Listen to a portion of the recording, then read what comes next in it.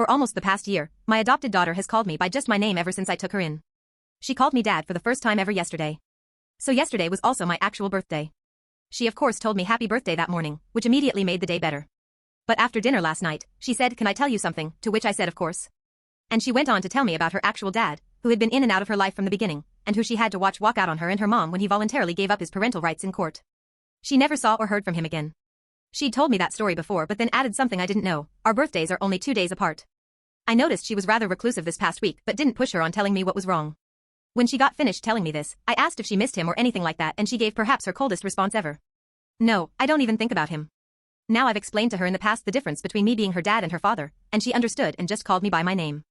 I guess it made her feel safe knowing there was a distinction between me and him. She actually didn't get upset this time though and just said, "You're the only dad who's ever cared about me." I smiled but also could tell how broken-hearted she sounded saying it, so I brought her in for a hug. "I'll always be your dad, and I'm never gonna walk away," I said. That was when she finally started crying properly and I eventually calmed her down.